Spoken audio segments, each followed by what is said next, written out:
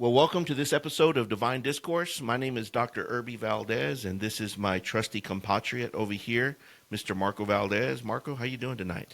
I'm feeling good. How are you? It was a long day at work today, but it's good to be here, just kind of chill out and talk about some interesting stuff here. Tonight we're going to talk about the Ark of the Covenant. And Well, I know you have a lot of material to go over, so man, maybe we'll try to go over maybe like 5% of what we know. yeah, we're going to cover like the tip of the iceberg of stuff here, but let me tell you, this stuff is fun to talk about, and if you're a growing Christian, if you're really wanting to grow in the Word, these topics are fun because, I mean, your growth you and your growth in the knowledge of God, it should be a fun journey. I hope it never gets to the point where you're like, oh, I got to read my Bible kind of deal. Like, No, it should be a lifelong journey. You should never get to a point where you stop growing. Yeah. And even if you've been a long time believer, if more so than anything, you should be, continuously trying to study God's word. Yeah, thank you. So we're going to look at the Ark of the Covenant tonight, and this may be what I think may be what many people consider to be the most important historical object in the history of all mankind. Now, that sounds kind of like, well, you're being real dramatic. No, really think about it. I'm really not exaggerating. The Ark of the Covenant may be the most important historical object in all of history. So I want you to think about it, okay? If you could find any historical object, all right, so if, let's say they made a machine, all right, some magic device, and from that machine you could take any piece of history. You could go back and it could be whatever. It could be I don't know, George Washington's wig or something, or it could be the sword belonging to, Achilles. Imagine what amazing historical artifacts we could find in history. Think about what would you, for Christians, what would be like, man, this would be epic. I think probably maybe the Holy Grail. Yep, the cup from which Jesus took in the Last Supper. The spear of destiny. Yes, the spear that was used to pierce Jesus' side. These are huge historical objects. Think about finding one of the original manuscripts, one of the original letters of the Bible, one of those original scrolls. Moses' tunic or something. Yeah, a piece of the cross or the cross itself, or, Jesus' tunic, the one that, they basically roll dice over. John's sandals, who knows? Yeah, all these kinds of things, right? Or what about Paul's pen? I would love to have that's Paul's pen. That's the one that he used to write like 2 Corinthians or something. Paul's pen, yeah. Well, the Ark of the Covenant, out of all of those, may be the most coveted in many ways, and let me tell you why. There are so many stories about the Ark of the Covenant, and the Ark of the Covenant was such a pivotal piece in human history.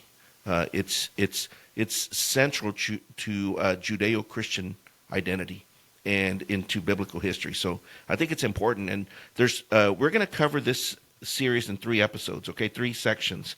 First, we're going to talk about what is the Ark of the Covenant. No use talking about the Ark of the Covenant without at least talking about what it is. Number 2, then we're going to say, okay, why is it so important? What makes it so valuable and so important? And number 3, where is it? What happened to it? So without further ado, let's tackle the first question. What is the Ark of the Covenant? Now that's a complicated question, because on the surface we could say it's a box or a chest that God commissioned Moses to build during the Exodus. When they were out in the wilderness, God had taken them out of the land of Egypt, and God commissions Moses to build this ark, this box or chest or whatever. And that was about 3,500 years ago, give or take a couple hundred years. It depends on when you believe the Exodus happened. Most people believe, I think the standard dating is about 1500 BC. Some people believe it's about 1250 BC. Nonetheless, it was about 3,500 years ago when God first commissioned Moses to build the Ark of the Covenant, okay? So they're out there in the desert, and in Exodus chapter 25, verses 10 to 22, the Ark is commissioned. And this is what God tells Moses, okay? He says, I want you to make it out of acacia wood. Acacia wood is a very, very hard, durable wood. It's like a light brown, a golden kind of color. and it's so durable that it's often used for outdoor furniture. And the acacia tree, which is what's fashioned out of the acacia wood, was very common in that area, and so it's very durable. Then God tells them to make it 2.5 cubits long, a cubit and a half wide, and a cubit and a half tall. So what's a cubit, right? A cubit is 18 inches long. And you know how they came up with the cubit? The cubit is basically the distance between your elbow to the tip of your finger. It's basically the length of your forearm, which is about 18 inches. So when God tells Moses to fashion this ark, 2.5 cubits long, a cubit and a half wide, cubit and a half tall, that's basically a little bit under 4 feet long, 3.75 feet long, a little bit over 2 feet, 2.25 feet wide, and 2.25 feet tall. That's not very. It's a smaller size. Yeah, you're talking about. I mean, so it's not some huge thing. It's probably about the width of this table, or a little bit more than the width of this table, and then just a little bit over 2 feet tall. Now, the ark was to be overlaid with pure gold. He says, overlay it with pure gold, nothing else. It's going to be overlaid both inside and outside. It's going to be covered in gold. And then a molding of gold is going to go all the way around it. So it's going to be decorated also with molded gold. And also, you're going to put 2 gold rings on each side. So total 4. So towards the top part of the section of the box of the ark, there's going to be golden rings fashioned there on the side of the ark, 2 on each side. Then he tells them, I want you to go and get 2 poles of acacia wood. So you're going to get 2 sticks, basically, okay?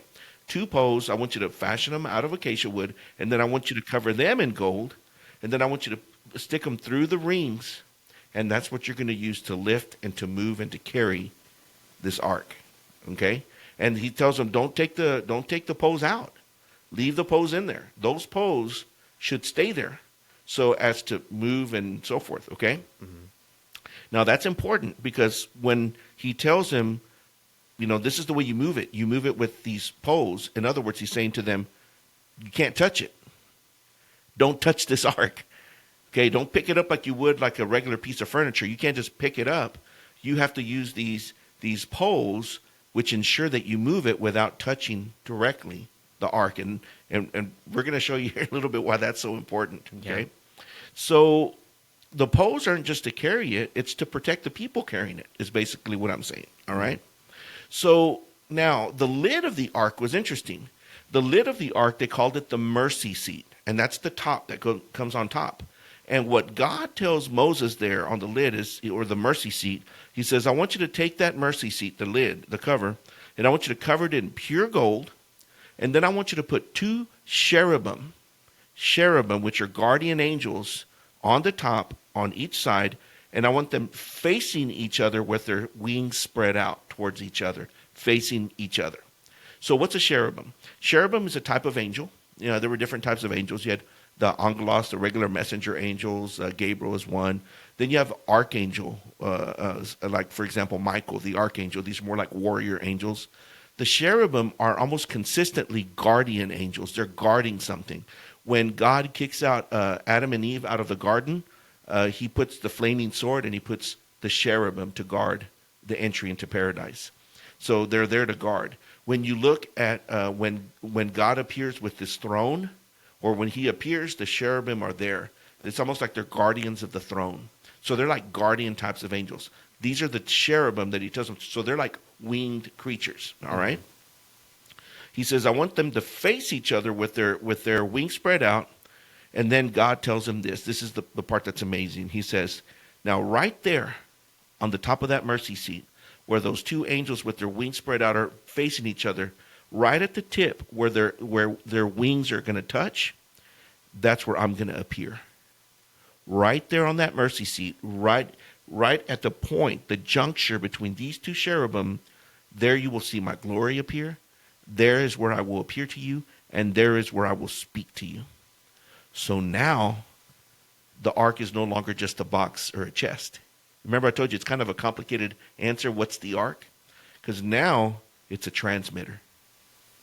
It's a beacon between God and the people of Israel. They have now created something that allows them to speak with God. It's almost like a telephone to God. So here everything changes, because here now the ark takes on almost of a supernatural divine appeal. Well, inside of it, Moses takes what we read later is the copy of the second of the two copies of the tablets that they wrote for the Ten Commandments. So remember, he wrote them on stone. It's the second copies, because the first copies he threw them down and broke them. Remember when he came down off the mountain and these knuckleheads are worshiping a golden calf because they think Moses ain't coming back after 40 days. Yeah. And so he goes back and he refashions those 10 commandments. Well, he puts those tablets of the 10 commandments in the Ark of the Covenant, and later 2 other items are put in there. You want to take a guess at what any of those other 2 were? I want to say, was it maybe because it was in the Old Testament, it would have probably have been Moses' staff, right? It was Aaron's staff. Okay, Aaron's yeah. So staff. his brother Aaron was the priest of the people. So his brother Aaron not only had a staff, but that staff budded, which means that it was supposed to be just a stick, but out of that stick it actually budded, so like a flower grew out of it, which was supernatural. That staff was put in there. You know what the third thing was? Manna. Do you know what manna was? Oh, from bread from heaven? Yeah. So, God As provides a reminder of what God, did for them in the wilderness. Yes. So they're going to get these 3 things in there. And of course, this is for a whole other sermon or series, because I one time I brought a message about what is the significance of those 3 things: the law of Moses, the 10 Commandments, the staff of the priest, and the manna from heaven. And what I did in this series, and what I taught, was all 3 of those point to Jesus, because through him we're able to fulfill the law, because he makes us righteous. He is that great high priest, the symbolism of the staff of Aaron, who was the priest, right? The first priest of Israel in some ways, right? And not only that, but it budded. So it was this fruitful display. And of course, the manna, I am the bread from heaven. But that's a whole other conversation. So, all right. So here's where the supernatural stuff begins. Here's where it gets really crazy. All right. So they build this ark. They fashion it exactly to the specifications. I mean, and God is extremely precise. Don't build it any bigger, any less. I want you to build it exactly like this. The exact size, shape, form, everything. All right. Now, in Numbers chapter 10, verse 33, we read that this ark now goes before them. And it doesn't just go before them, it guides them in the way that they should go. Now, we know that God is like, it says that he's like in a pillar of a cloud and fire. He's guiding the people through the wilderness. But the ark goes before them, and now it's playing an active role in guiding the people of Israel through the desert. All right? In Joshua chapter 3, now when Israel crosses the Jordan River, now when Moses dies, now, of course, there's a whole bunch more, by the way. This is just the tip of the iceberg. I'm just going to catch you up on a few things. But this is a great place if you want to do your research. When you get done with this, you're going to be like 95% more knowledgeable than most people about the Ark of the Covenant. So stick with us. If you stick to the end, you're going to be almost like a mini scholar on the Ark of the Covenant. All right. So now Moses dies, and Joshua takes over, and now it's time for them to go into the Holy Land, into the Promised Land, and to take it, right? The ark goes before them. In Joshua chapter 3, God instructs them, I want you to cross the Jordan River, but I want you to bring the Ark of the Covenant there to the waters. When they get to the waters, and as soon as the Ark of the Covenant touches the waters stop flowing. And on both sides, the waters rise up, but right in the middle, it's dry land. So it's like another splitting of the Red Sea as the Ark of the Covenant enters the Promised Land. Yes, it's a recreation of the Red Sea crossing. This ark is supernaturally dividing the waters, and all of the people of Israel cross over in this spot with the Ark of the Covenant playing this role. Now, 3 chapters later, in Joshua chapter 6, we get to what I would think is probably the most famous story related to the Ark of the Covenant, and that is the siege of Jericho. You know what happens in Jericho? Yeah, they go around marching around the city walls for 7 days. They're carrying the Ark of the Covenant and they're blowing trumpets for 7 days. That's right. And then on the seventh day, the walls collapse, and then that's whenever they take Jericho. Yes, that's right. And through all of that, the Ark of the Covenant is central to everything.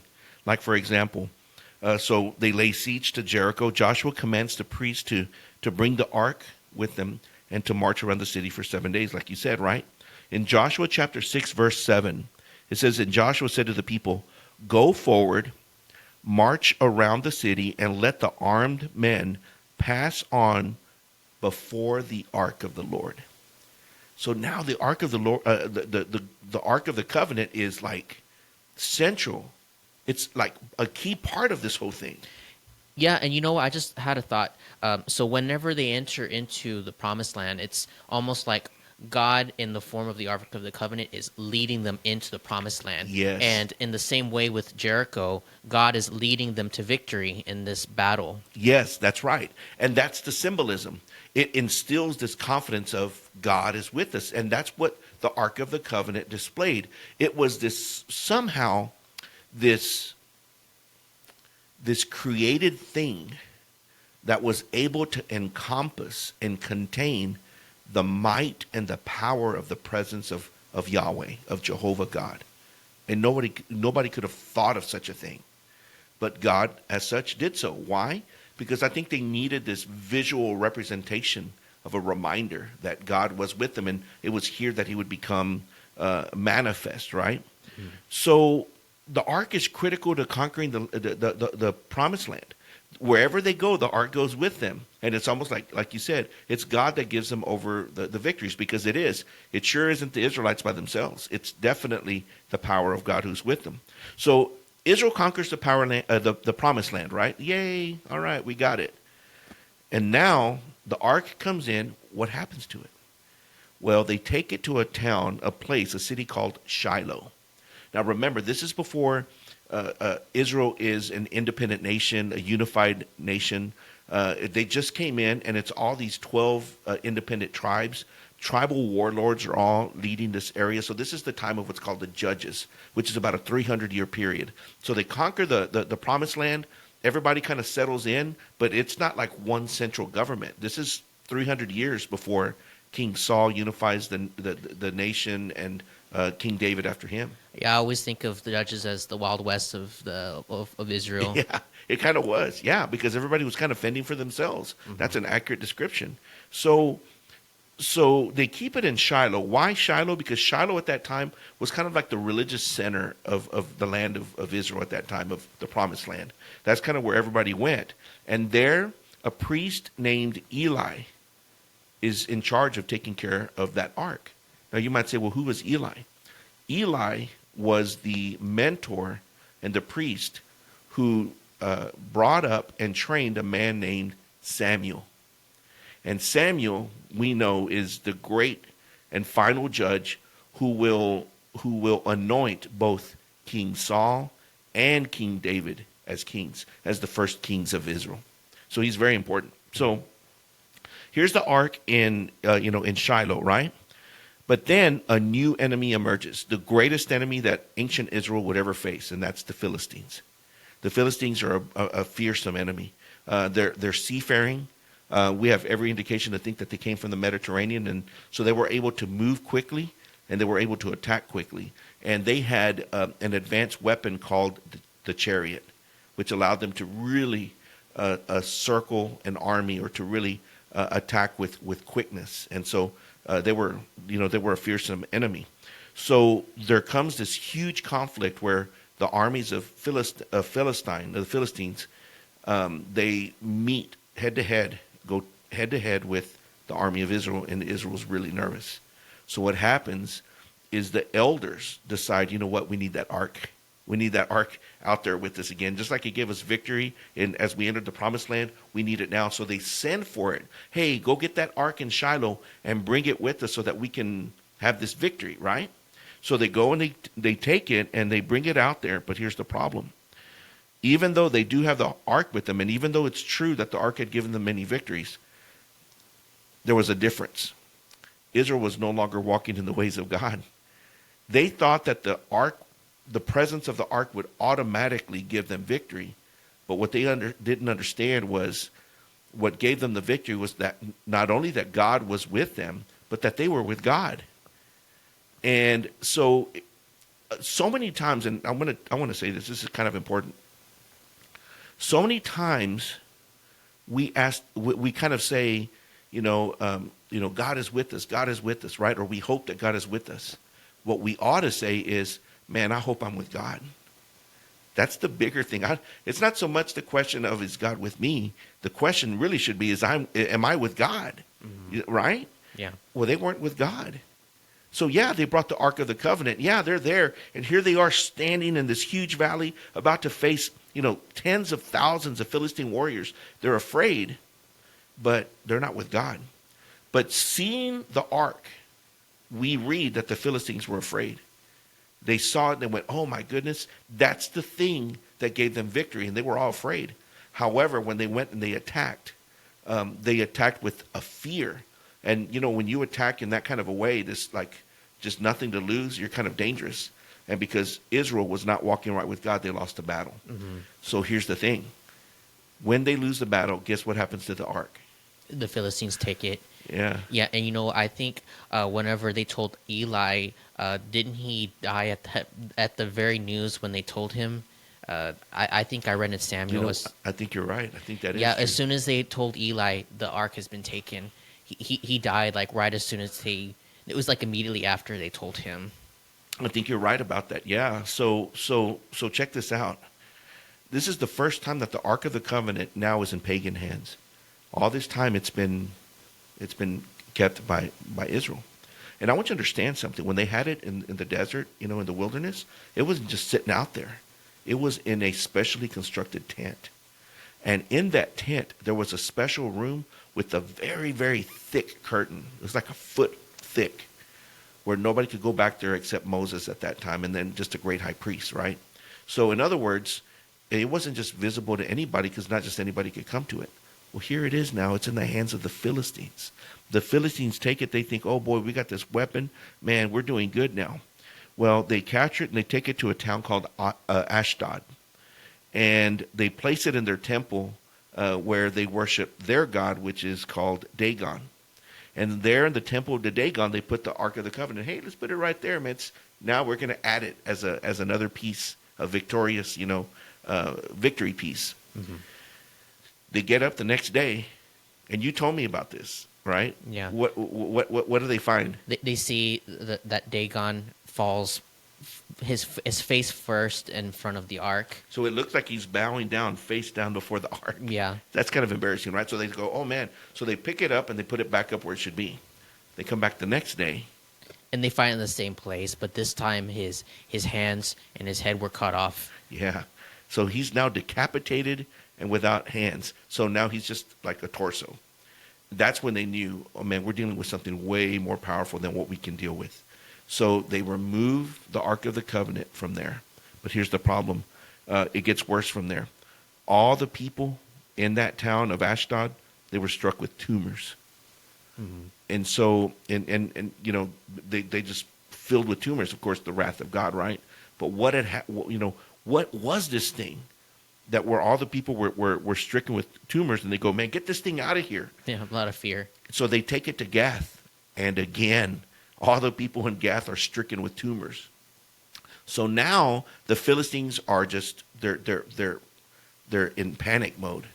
They're terrified. They're terrified. They're like, what do we do with this thing? We can't just throw it away. It's the wrath of God. We don't know how to handle it. It's handling us. It's too powerful for us. So what ends up happening, and we read this in 1 Samuel chapter 6, the Philistines, with their tail tucked between their legs, they take it back to Israel. They say, please, here, take it back. But they don't not only take it back, they take it back with guilt offerings. So they say, please, here, we'll take it. We're giving it back to you. And here's some offerings, please, that God may please pray that God will not be mad at us anymore. I don't know if I've ever seen that happen. Yeah, I mean, you're like, Wait, this is God Almighty we're talking yeah. about. So we always talk about our enemies, and God's like, man, that's you don't get it. If they stand against me, I don't care how big they are. I don't care who they are. This is what the enemies will do. You know. So what happens after that? The ark is kept in the house of a man named Abinadab for years, and it says that he was blessed to have it, which tells me that Abinadab knew how to deal with the ark. He took care of it the right way. So Abinadab was a priest. So he keeps it, and for years it's there. And everything's great, and King Saul becomes the anointed king, and he unifies the kingdom. Everything's great, but then King David comes up, and he becomes king, and everything's going great. But then King David decides that he's going to establish a capital city. What's the city he decides to establish? Is it Jerusalem? Jerusalem. So now you're going to create the capital city, right? Okay. And you just unified the nation of Israel. Remember, they were all tribal warlords, and now you've unified the nation, and you establish your capital at Jerusalem. And you know, and this is still the temple hasn't yet been built. It's going to be his son Solomon that builds it. Mm-hmm. But if you're going to have a capital city, what would you want to be there to really like give everybody the impression that God is there? Probably the Ark of the Covenant. Yeah, because I mean, if the Ark of the Covenant is the very presence of God, right, and it's got all this history, you want the Ark of the Covenant there. So he creates, again, almost like a recreation of the tent that they had in the wilderness, because they don't have a temple yet. Now, David wanted to build a temple, but God tells him no, because he's got too much blood on his hands. And that's for a whole other conversation. But his son Solomon will build it.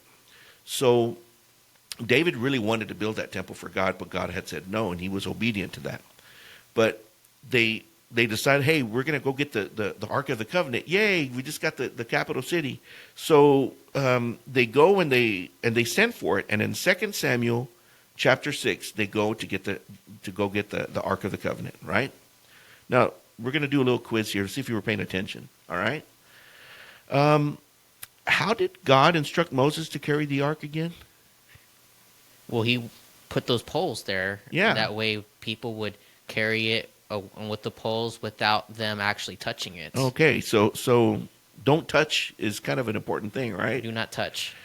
Guess what David does? He sends an ox cart. Oh, my gosh. And he tells them, just put it in the ox cart and just bring it over here in an ox cart. Did David actually... Oh, yeah. And not only that, but in 2 Samuel chapter 6, verses 6 through 7, check this out. 2 Samuel chapter 6, verses 6 through 7. And when they came to the threshing floor of Nacon, there's a man there named Uzzah who's walking next to he's kind of walking next to the ark. And he put out his hand to the ark of God, and he took hold of it because the oxen stumbled. So it's on this ox cart, and something happened where the oxen kind of stumble, and so the whole thing kind of goes like this. Oh, so he naturally puts his hand out to keep it from falling. Over. And the anger of the Lord was kindled against Uzzah, and God struck him down there because of his error, and he died there beside the ark of God. Oh my gosh. Don't touch the ark. Now, a lot of people look at this, right, and they go, man, isn't that a mean God or whatever? No, it's real simple. Take me seriously. So, look, some people, they'll ask, like, okay, why was God so specific? Build it like this and no bigger than this and very detailed, right? Go back and look at the instructions for building a nuclear facility.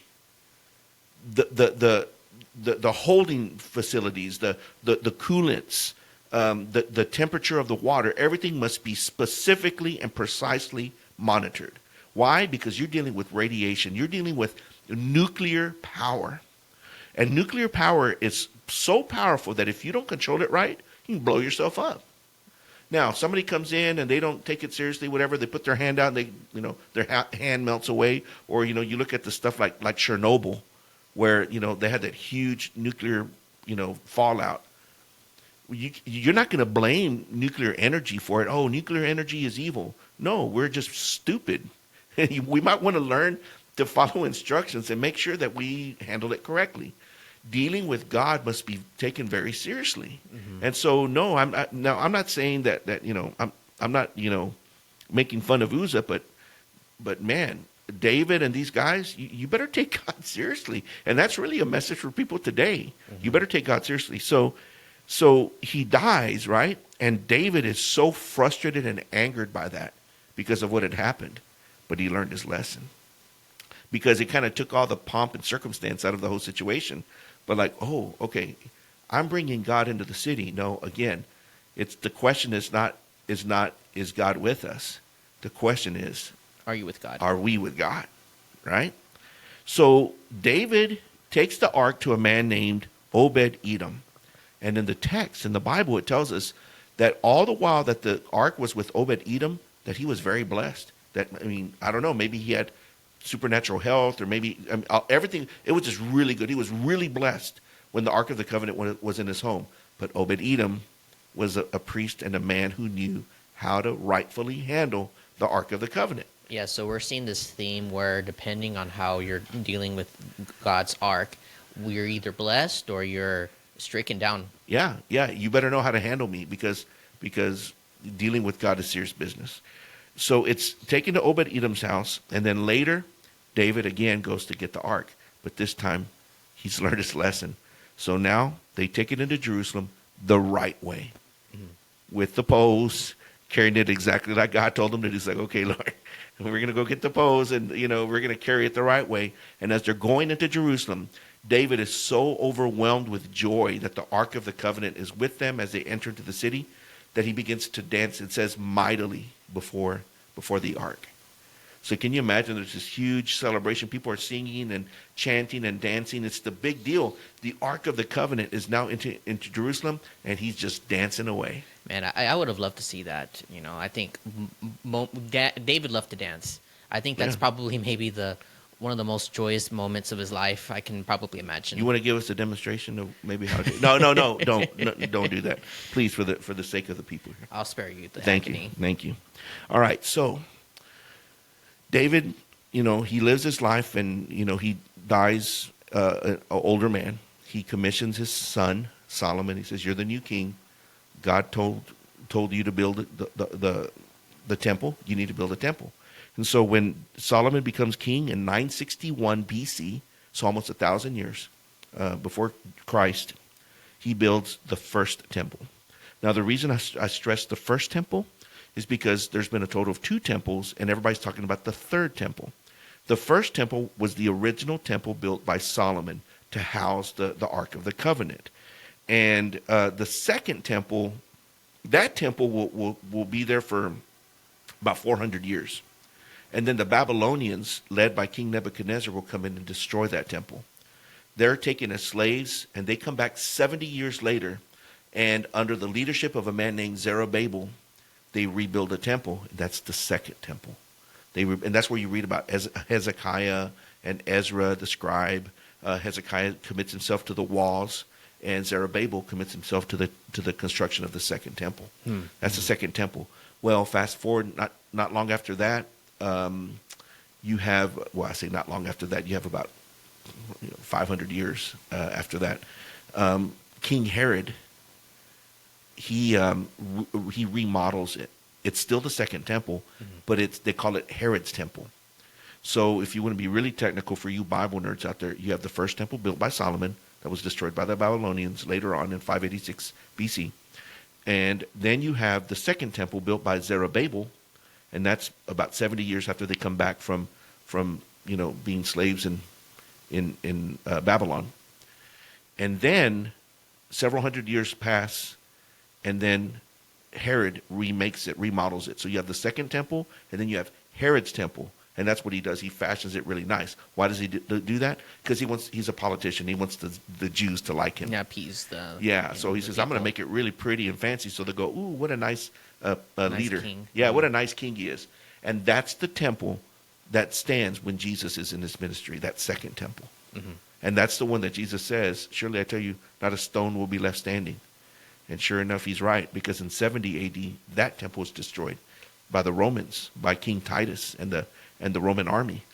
and there's been no third temple, at least not yet. Yeah. But So we'll talk about that. So Solomon builds this temple in 960, around 961 BC, and he houses the Ark of the Covenant there, and he puts it in a little room called the Holy of Holies.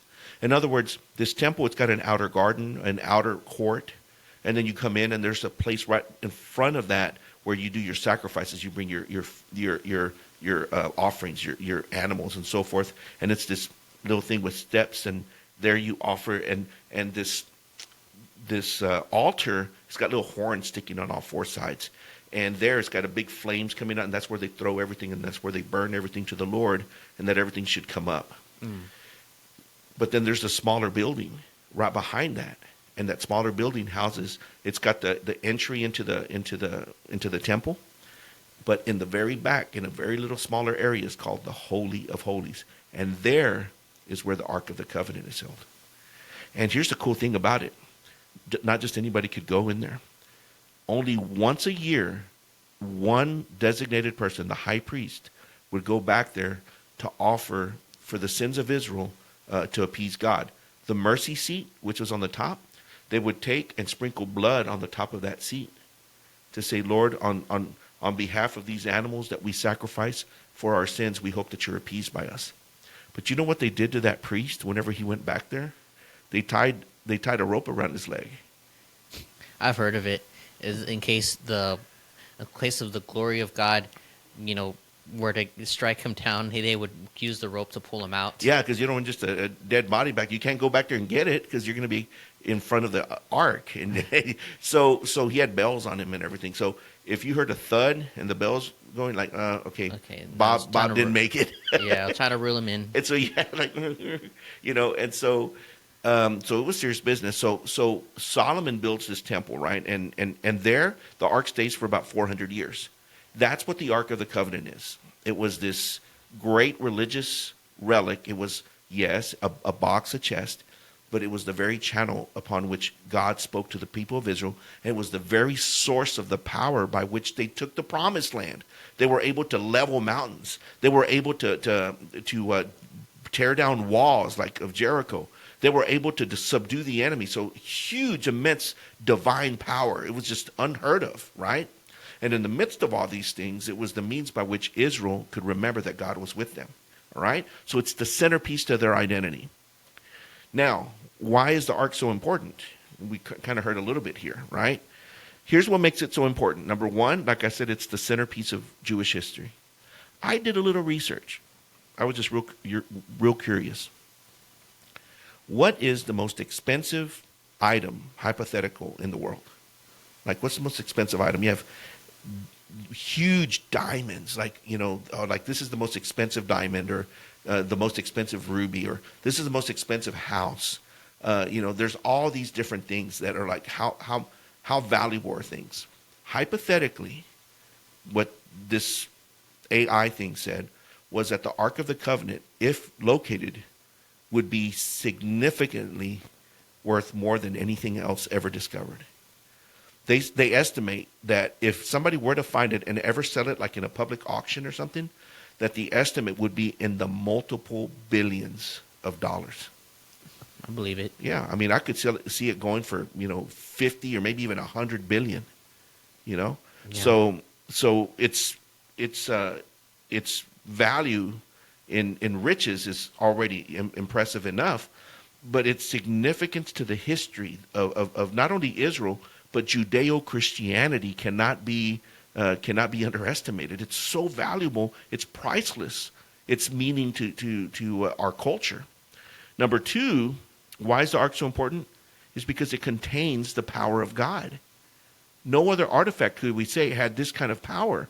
And so it's not just a religious or historical artifact, but according to Scripture, it's the medium of God's presence. It's the source of God's immense supernatural power. And number three, and this one's really, really important, the reason why the ark is so important is it still plays a role in biblical history.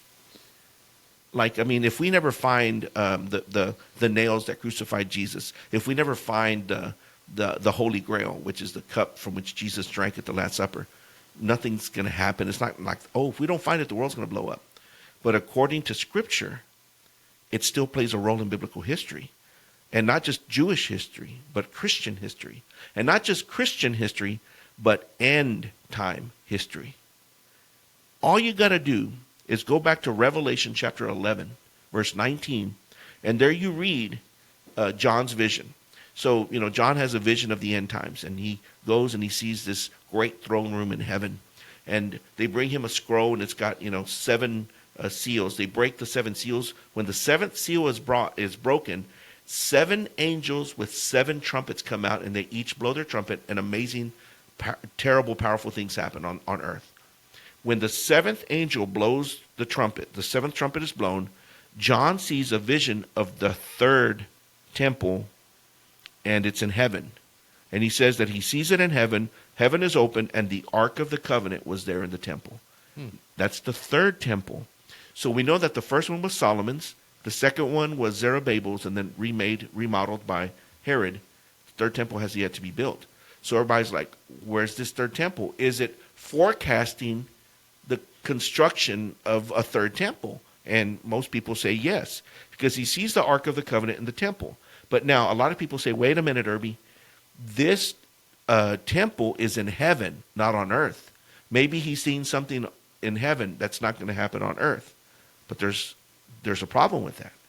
2 Thessalonians chapter 2, verses 3 through 4. And I'm giving you a lot of stuff, but that's good. You can pause and you can take notes, man. You can do your research on this. But 2 Thessalonians chapter 2, verses 3 through 4, people are asking Paul about, when's Jesus coming back?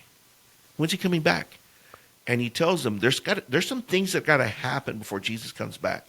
And one of those things is when a person called the man of lawlessness comes.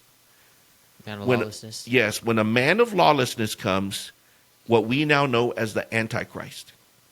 When he comes, he's going to deceive the nations, and he's going to support the building of the 3rd temple. But after it's built, he's going to take his seat in the temple of God, and he's going to proclaim himself to be God. So that's 2 Thessalonians. Now, a lot of people will say, well, wait a minute, Irby. 2 Thessalonians was written around 50 A.D., so it was one of the first letters that he wrote. Well, when he wrote this, the 2nd temple was still standing. So maybe he's talking about the 2nd temple, not the 3rd temple, because that 2nd temple wouldn't be destroyed until 20 years later in 70 A.D., as I mentioned, by the Romans, by King Titus. So maybe he's not talking about a 3rd temple. Maybe he's talking about the 2nd temple, and he's just saying that somebody's going to come in and declare himself. Well, there's a problem with that. The problem is that when King Titus destroys all this stuff, he doesn't come into the temple and declare himself to be God. Everything that we read in 2 Thessalonians, which aligns, by the way, with Daniel's visions, aligns with this beast, the beast of the Antichrist, and will come. None of that's happened. Not yet. All of this is futuristic. In other words, this vision of John's vision, going back to Revelation, of this temple opening up, and he sees the Ark of the Covenant there in the 3rd temple, all of this is of a future reality, which we now know to be in the end times. In other words, what all of these scriptures are pointing to is that there will come a day when the 3rd temple is rebuilt. And when that 3rd temple is rebuilt, John says, and I saw it opened, and there was the Ark of the Covenant. And the reason that's important is this. It not only implies the building of a 3rd temple, but the basis for the building of it in itself. Because what would be the one thing that if this happened, all Israel would say it's time to build the 3rd temple, and probably all Christians too, the discovery of the Ark of the Covenant. If somebody were to say, hey, I just found the Ark of the Covenant, it's in the back of this Pepsi van over here, or I found it's in my dad's garage or something, I don't know. If we were somehow to find it, you got to put it somewhere. And everybody knows there's only one place to put it, and that would be in the temple of God. So I know you talked about, with the Ark of the Covenant being in Solomon's temple, but I know we had several hundred years go by. But what do you think ever happened to it? Well, that's actually part 3, and we're there now. Now let me kind of give a little notice here to everybody, okay? How can I put this? We're talking about the temple, right? we are now the temple of God, and we are the living stones. So let me explain something. It's great to talk about the Ark of the Covenant. It's great historical, conversation. But don't make the mistake of forgetting that now God has declared us to be the living stones, and we are now. The temple is not the church building on your corner, my friends. The church is not that building. The church is us together. And if all of my flock, if all of our church were to gather in a different place and not at the building where we usually meet on Sundays, the church wouldn't be at the building. We wouldn't be missing the place called church. We are the church, and we are the living stones, and its chief cornerstone is Jesus. So let me just make that really clear, okay?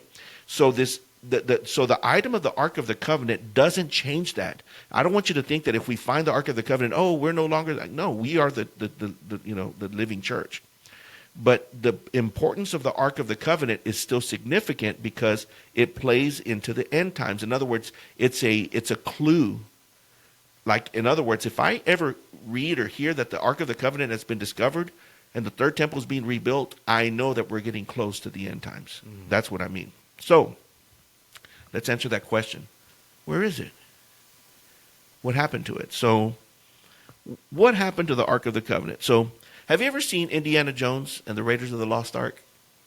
I have to admit, I have not seen it. Okay. So man, whoever's watching out there, please tell me I'm not that old. Because like all these great movies that I grew up watching, like my kids, they're like, Dad, that's like so 80s or so 90s. Man, they had some great movies back then. Okay, Raiders of the Lost Ark is an awesome, fun movie. Okay, before this Disney woke garbage came out, they actually used to make some good movies, Raiders of the Lost Ark, Indiana Jones' Raiders of the Lost Ark, is a movie based on an archaeologist going to look for the Ark of the Covenant. So yeah, I think you'd have fun seeing it. So the movie centers around Harrison Ford, who's the main actor. His character, Indiana Jones, he's in a race against the Nazis to find the Ark of the Covenant. So obviously if the Nazis are in it, then it's World War II era, so 1930s, 1940s, right?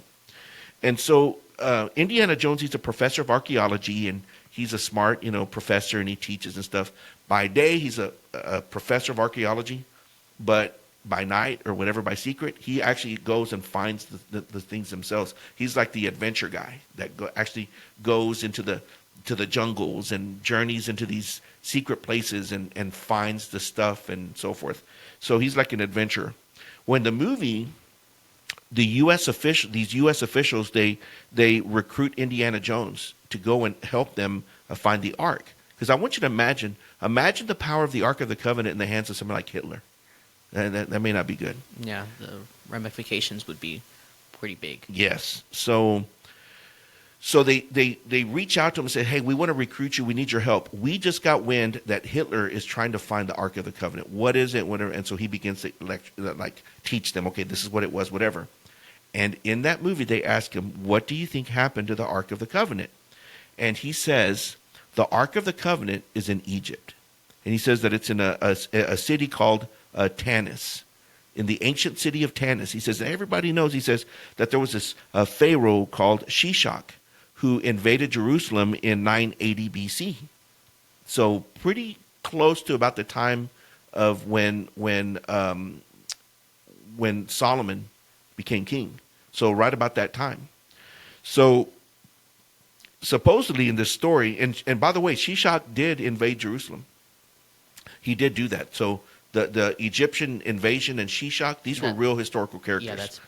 Yeah, he says that they went in, they took the Ark of the Covenant, and then they hid it in a secret chamber back in Egypt, in the city of Tanis, in a little place called the Well of Souls. He says they hid it in this secret chamber called the Well of Souls. And he says, and there it was in the city of Tanis until a sandstorm that lasted for a year just consumed the whole city, and the city was just buried in sand. So according to the movie, that's what happened. Now in the movie, Indiana Jones goes to Egypt and he finds the Ark of the Covenant, but then the Nazis steal it from him, and so he chases them and he finds them, the Nazis there, and the Nazis actually open up the Ark of the Covenant. And in the movie, when they open it up, these angels pour out, and they come out, and they're all looking at it, and they're like, oh, look how pretty these angels are. But then the wrath of God, these angels turn into these fearsome things. Then the fire begins to consume them, and their faces melt. I was like, you would like that stuff. You millennials, y'all like all this crazy stuff. Anyway, and so in the end, the Nazis are consumed by the wrath of God. Indiana Jones takes the Ark of the Covenant. They recover it. And then at the end, it's hidden. It's put in this little crate, this box, and it's hidden in this huge military warehouse, which is kind of funny because you wonder, who knows what our government has secretly, confiscated and held, right? Yeah, I know you've also mentioned the library in the Vatican too is another one of those. Man, and you know what we need? We need to do an episode on that. There's some crazy stuff that I've read about what's there, but yeah, that one's coming. So the question is Raiders of the Lost Ark correct? And the answer is no. There's several reasons why not. Number one, when we read from the Pharaoh Shishak, who actually wrote about about this attack into Israel, he never mentions going into Jerusalem.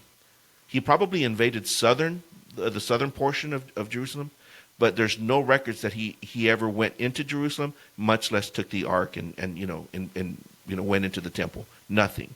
But there's more wrong with that as well, because in 2 Chronicles chapter 35, also in 2 Kings 23, we read that King Josiah, who was the king at that time of Judah, he ordered that the ark be returned to the temple in Jerusalem. So it was like maintained or taken care of, and then he orders it to be returned in Jerusalem. Well, that's the 7th century BC. So that's about 300 years after the Pharaoh Shishak. So why are they writing about, hey, the king ordered that the Ark of the Covenant be returned to Jerusalem if it was taken? Yeah, it's proof that he didn't. Right. So no, I don't think Shishak took it. But here's the thing. That's the last time the Ark is mentioned in Scripture. The last time it's mentioned in Scripture is in the 7th century BC, in the 600s BC, according to King Josiah. But here's the thing. Even though it's not mentioned directly, there's something that's indirectly mentioned that I think should be taken into account. It's called the Day of Atonement. Every year on the high Day of Atonement, the high priest, remember, would go into the Holy of Holies, Bob, with the little rope, and he would offer for the sins of Israel.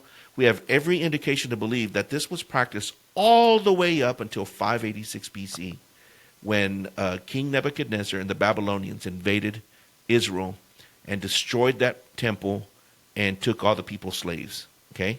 So if that was being practiced all the way up until 586 BC, that means that the Ark of the Covenant was there. Because if you don't have a mercy seat upon which to sprinkle, the blood for the sins of Israel and the high priest to enter the Holy of Holies, then you're not going to have that event. So we have every indication to believe that it was practiced all the way up until 586 BC, which was about 2,600 years ago. But really, when Nebuchadnezzar and the Babylonians sacked Jerusalem, that's where the ark goes. It vanishes. So that's really where the mystery begins. So now, what happened to it? So I'm going to give you 5 theories, okay? So theory number 1 is, and this was for the longest time basically the staple answer. Number 1 was King Nebuchadnezzar took it, that when he went and raided, and it says he went into the temple and he took all the gold that was on the walls, because the walls of the temple were overlaid with gold, and all the pieces. He took everything. He plundered that city. And a lot of people say he took the Ark of the Covenant with him. However, nothing is mentioned of the ark being taken by Nebuchadnezzar. Nothing either on the Jewish side or on the Babylonian side. And the Babylonians took good records. So if he had done that, that would have been noted. And so, no, I don't think so. But there's another problem with that theory. If you're one of the high priests, if you're a Jewish person, if you're an Israelite leader, and you know that Nebuchadnezzar is outside those walls, and it's just a matter of time before he breaks through, and your most prized, valuable, priceless possession is right there, what are you going to do? Hide it. Yes, you're going to hide it. Like, oh, there it is. Like, no, you're going to do something. So that's why I reject theory number 1. So now theory number 2, this one's very interesting. There's this book, apocryphal book, called the Book of 2 Maccabees. Now, it's not in your standard Bible. I believe it's in the Catholic Bible. The Catholic Bible adds books to the Bible that are called the Apocrypha. Amongst those is Second Maccabees. In Second Maccabees, it reports that prior to the Babylonian invasion, so when the Babylonians were coming, prior to them coming into the city of Jerusalem and sacking it, that the prophet Jeremiah, everybody knows Jeremiah, right? Jeremiah received the divine revelation. And in Second Maccabees chapter 2, verses 4 through 5, it says that following a divine revelation, he ordered that the tabernacle and the ark of the covenant should accompany him, and he went off to Mount Nebo. He found a room in a cave, and he blocked up the entrance. Now, Mount Nebo is on the other side of the Dead Sea. So you have Jerusalem, which is on the the western side of the Dead Sea. He crossed over into the other side where Mount Nebo was, and there supposedly he found some sort of cave or chamber, and he hid it up there. Now that's pretty impressive, because you have a writing, you have a historical record of supposedly Jeremiah doing this. And in 1947, when we discovered the Dead Sea Scrolls, there was an artifact called the Copper Scroll. In the Dead Sea Scrolls, by the way, the Dead Sea Scrolls were like one of the greatest archaeological finds concerning Judeo-Christianity. They had versions of the Old Testament that were 1,000 years more reliable, older than the current versions that we had up to that date of the Old Testament. So they were 1,000 years older. That's pretty impressive. Mm-hmm. Within that, the Dead Sea Scrolls was a copper scroll. It was actually a scroll made out of copper, not out of paper or papyrus or papyri or whatever. So when you unrolled it, it wasn't just a regular writing, it was a treasure map.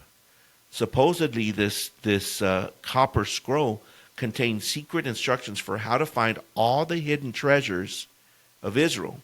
Probably, more than likely, coming from the Babylonian invasion. They wanted to hide everything so that the Babylonians wouldn't take it. And this was a treasure map to how to find it, including the Ark of the Covenant. So a lot of people believe that it points to Jeremiah hiding the Ark of the Covenant at Mount Nebo, and then covering up where like you can't see it. Basically, he covered up the entrance.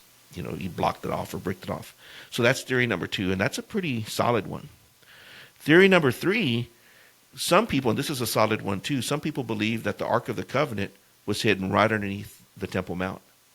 See, there's hundreds of hidden chambers underneath.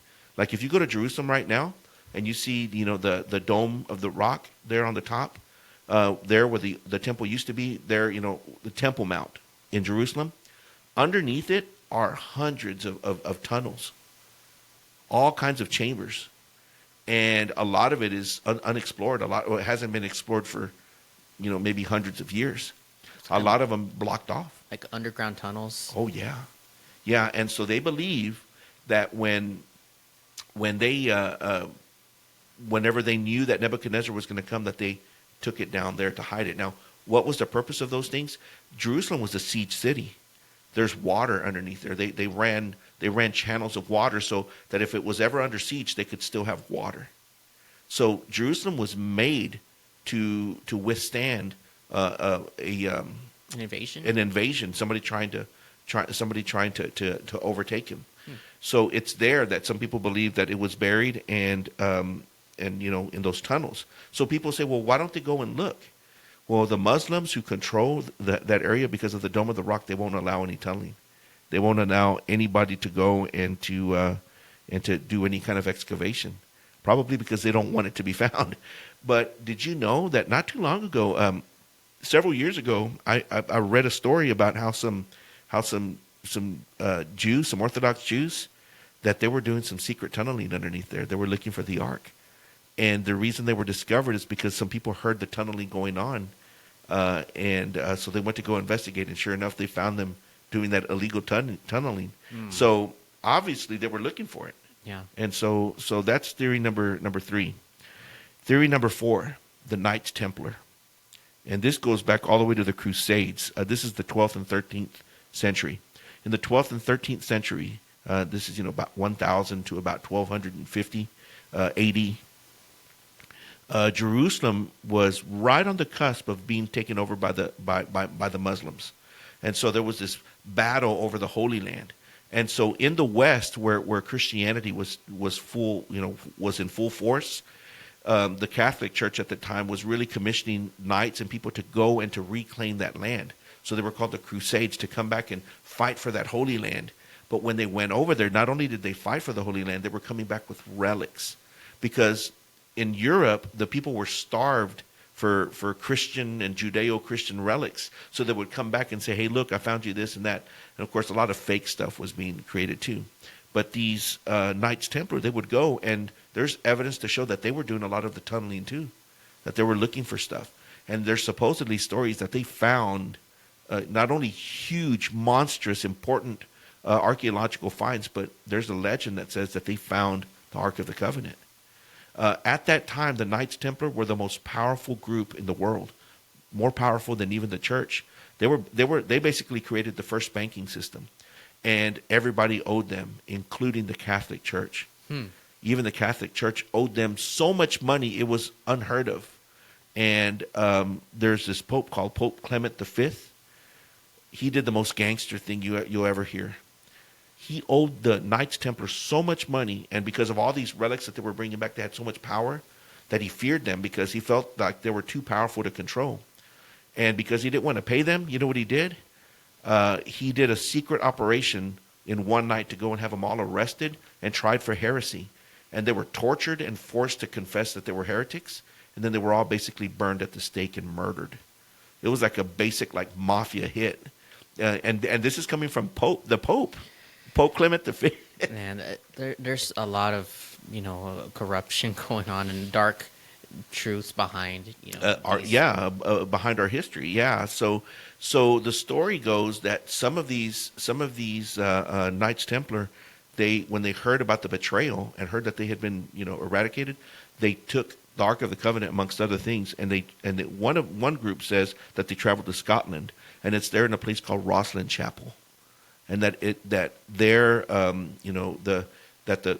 the Scottish people were willing to receive them and accept them. Of course, Robert the Bruce and in the history there.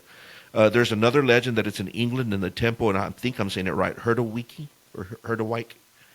And then there's another legend that it went to to France, and there's a cathedral there called Lady of Chartres. So there's legends that they took it to one of those three spots. And you're not going to believe this. There's what is that show where they're trying to dig and they're trying to find it's up in I'll try to think of it here in a little bit, where they're digging and they're trying to, it's that show where they're like the Curse of Oak Island. Yes, there it is. There's a story supposedly that that the Ark of the Covenant may have been down there, which I highly doubt. But supposedly that the expedition that was coming to bury all the stuff there on Oak Island, that they were bringing treasures from Europe, hidden secret treasures, and that there's a legend that supposedly amongst that could have been the Ark of the Covenant. I highly doubt it. And then we get to the fifth theory. And to be honest with you, and for me, if you ask me, I don't know, man, because, Jeroboam's going to Mount Nebo, that's a pretty convincing one. And being hidden underneath the Temple Mount is also. But here's the fifth theory. There's a church in Ethiopia, St. Mary of Zion's Church, and it's in Axum, Ethiopia. And there's been several books. There's been feature documentary films written about it and so forth. And numerous archaeologists claim that the Ark of the Covenant is currently being held there in St. Mary of Zion's Church. And there's actually some pretty strong evidence to show that maybe so. So now how it got there is there's like two or three different versions. One of those is that when the Israelites knew that the Babylonians were coming, some of them fled south, and they went down into Ethiopia to escape, being taken prisoners by the Babylonians. And if so, there could have been the secret group of people that took it with them. So, oh no, Nebuchadnezzar's coming, the Babylonians are coming, and this group took it to escape and hid it there in Ethiopia. And there really is a long, rich history between the Ethiopians and the Jewish people.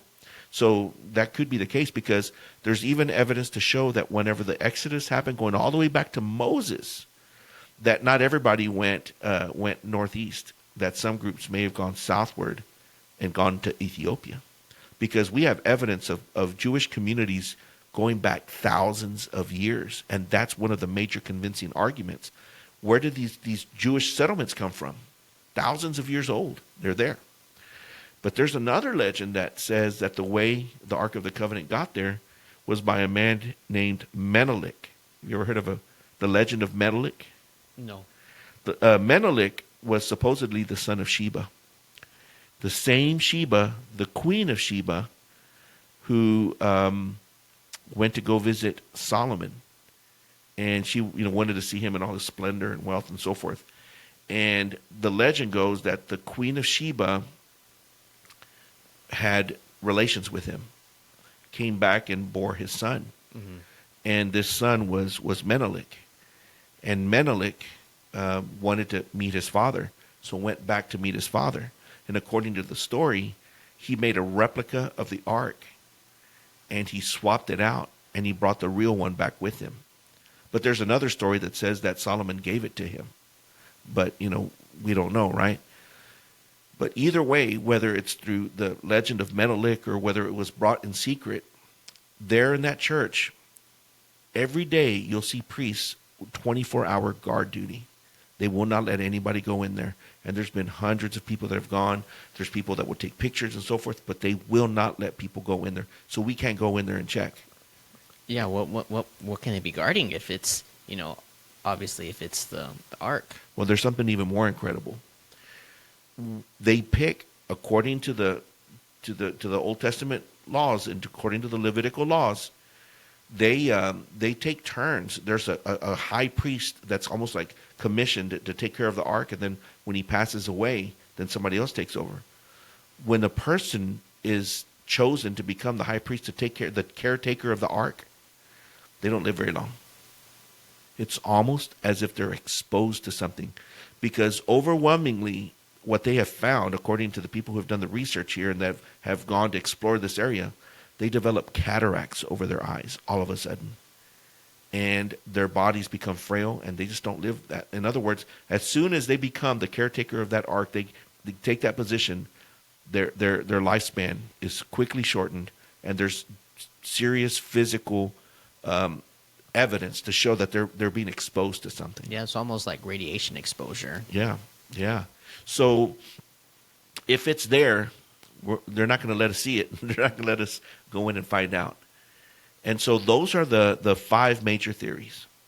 Whether it's Nebuchadnezzar, whether Jeremiah took it, whether the ark was hidden underneath the temple, to hide it from Nebuchadnezzar, whether it was the Knights Templar that found it, or whether it's in St. Mary's Church, Zion's Church in Axum in Ethiopia. One thing we do know is that according to what we see in Scripture, one day it's going to come to light. And if that's true, then I hate to say it this way, but all hell literally is going to break loose. Because according to Scripture, its appearance and its impact on the world is going to really unleash hell. All hell will break loose. It's going to change the world and world history. So something to keep in mind and keep in prayer about. So there's obviously lots of other theories, but those are the main ones. And so now you know what is the Ark of the Covenant. Now you know why it's so important. And now you know the main theories about what happened to it. But ultimately, we do not know. Yeah, and maybe that's maybe God made it that way for us to not know, and God owes us no explanation. That's right. And maybe it's not time for us to know. Yeah. Maybe when the time comes, then we will know. So right now, that's where we are. And so there's been claims that we've heard and read recently that supposedly they've been located, that they've located it, and that there's already plans being made for the construction of the third temple.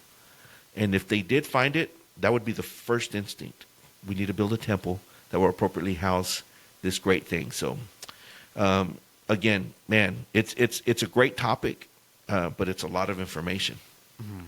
But I appreciate everybody, because I know that I probably just blew your mind with some of this stuff. Maybe it's a lot of information, but that's okay. That's what this channel is for.